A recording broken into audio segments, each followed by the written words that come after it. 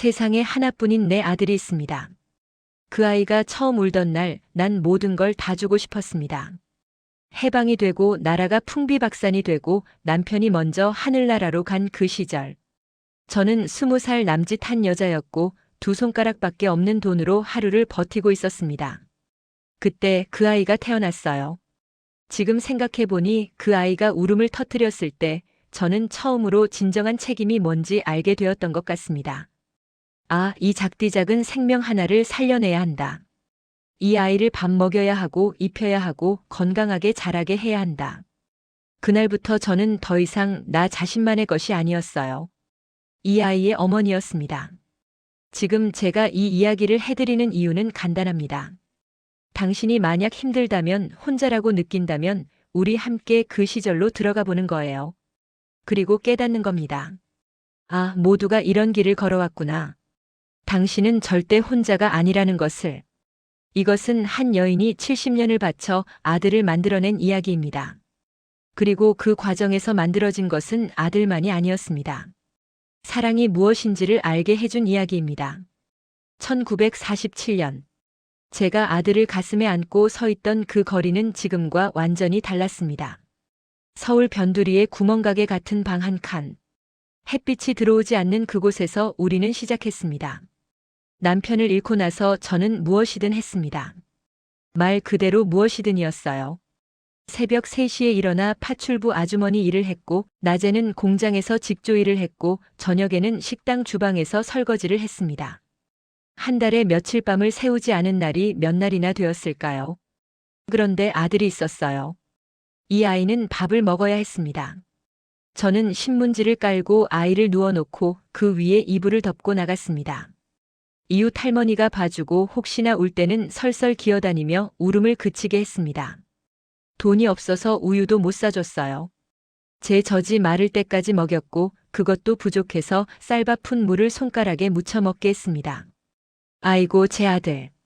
저런 식으로 자라서 건강하려니? 하지만 그 아이는 자랐습니다. 남의 집 마당에서 친구들과 뛰놀았고 학교에서는 밥 한 끼를 위해 남의 과제를 도와주고 대가를 받았습니다.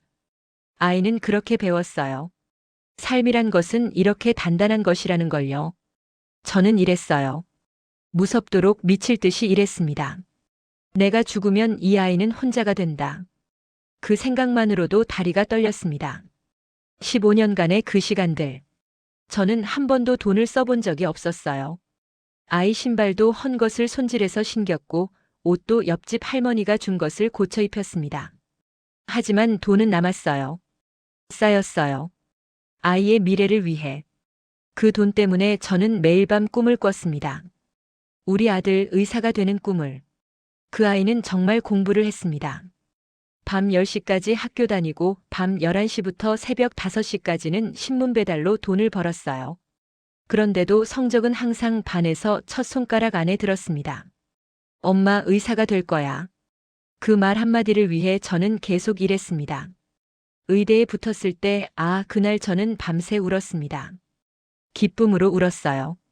우리 아들이 해냈다. 고등학교 3년 동안 하루도 쉬지 않고 공부했고 결국 해냈다.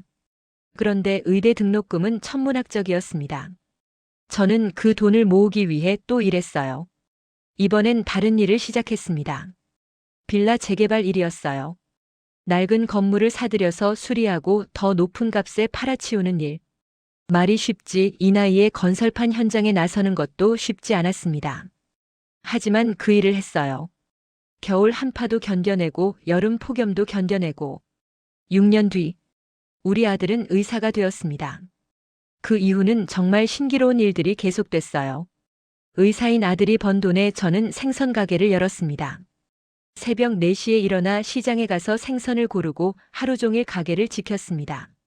손님들한테 할머니 생선이 신선하다는 말을 들을 때마다 가슴이 뭉클했어요.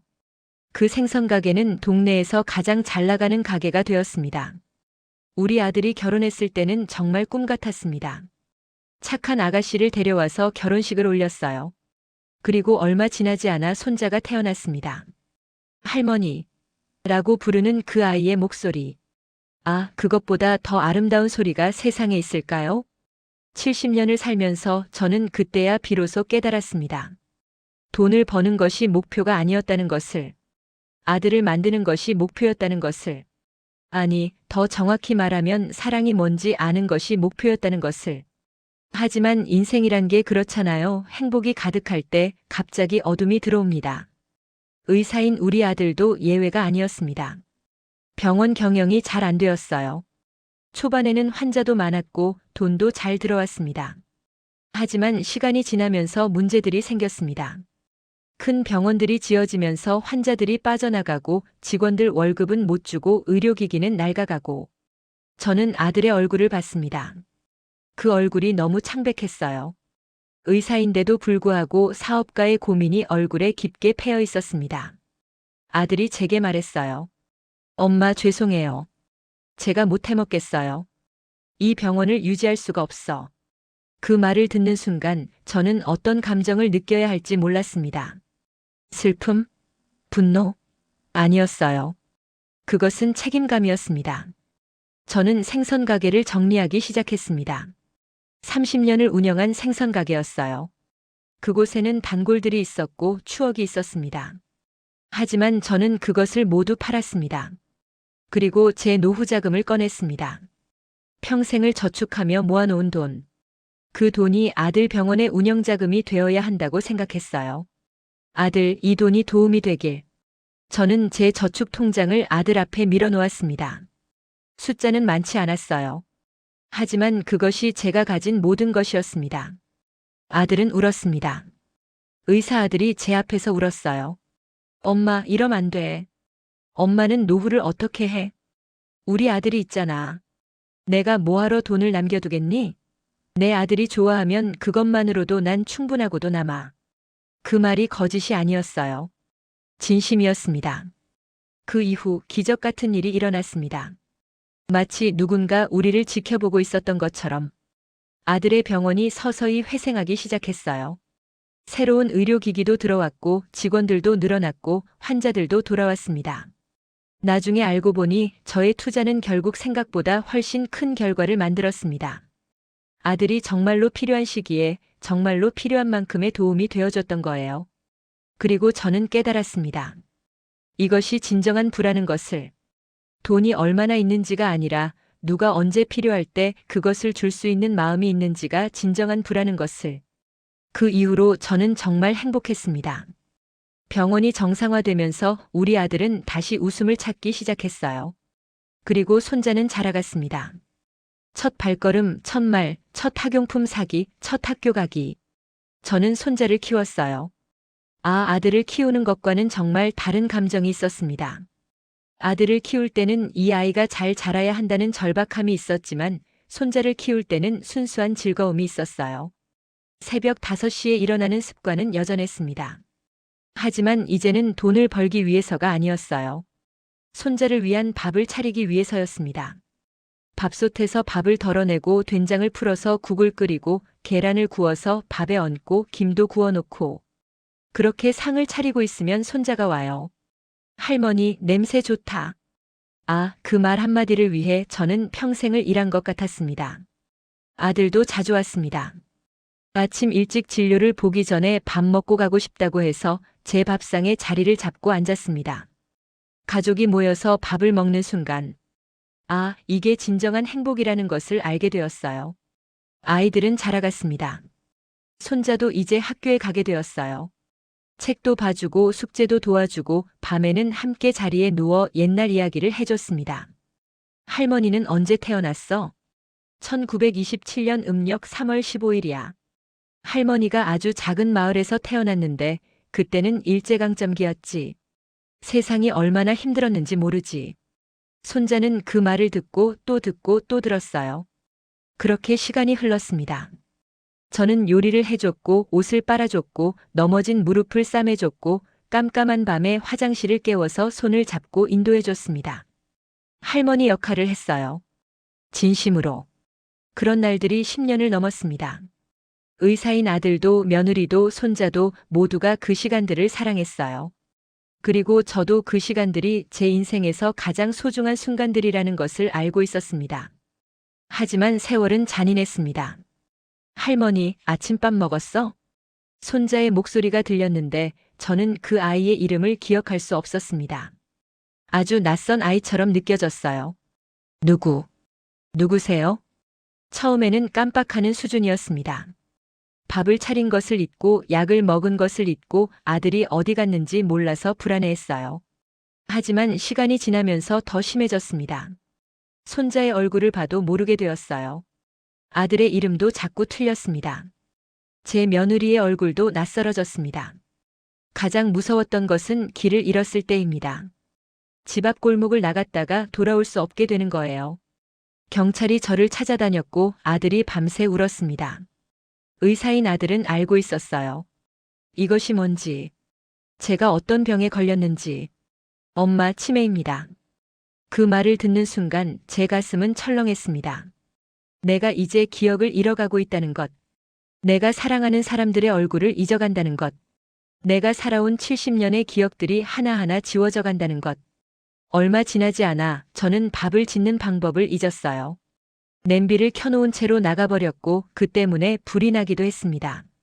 손자의 이름도 영원히 잊어버렸어요. 할머니, 나예요. 네. 네, 그렇군요. 저는 모르는 척했어요. 아니, 정말 모르고 있었습니다. 밤에는 더 심했습니다. 낮에는 그나마 나았지만 밤이 오면 저는 완전히 다른 사람이 되었어요. 무서워하고 울고 하지 않은 말들을 하고.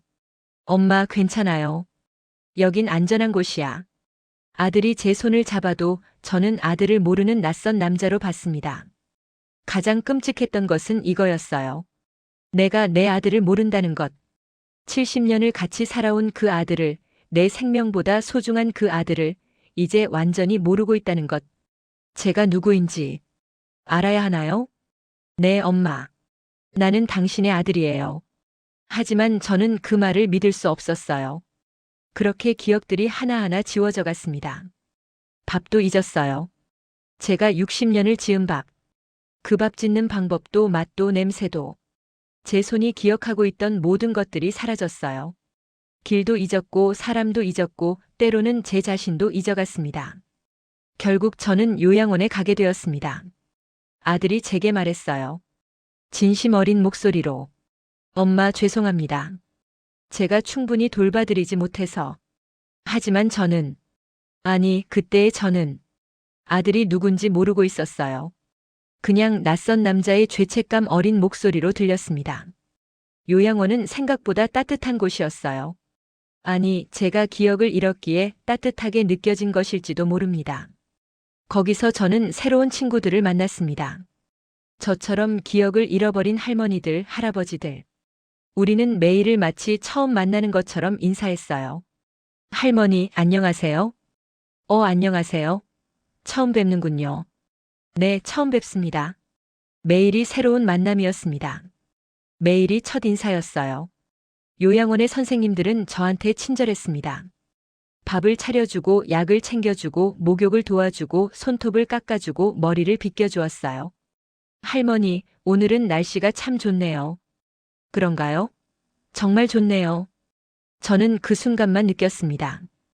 햇빛만 느꼈어요. 과거는 없었습니다. 미래도 없었어요. 그저 현재의 따스함만 있었습니다.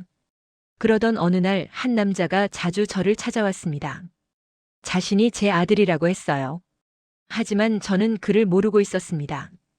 다만 그 남자가 저를 바라보는 눈빛이 자꾸 마음에 걸렸어요. 그 눈빛에는 뭔가 있었습니다. 슬픔이 있었고 죄책감이 있었고 그리고 사랑이 있었어요. 안녕하세요. 저는 이 할머니의 아들입니다. 네? 아, 그렇군요. 안녕하세요. 저는 그 남자를 모르는 척 인사했습니다. 하지만 그 남자는 자꾸만 저를 바라봤어요. 한 번은 그 남자가 제게 여쭤봤습니다.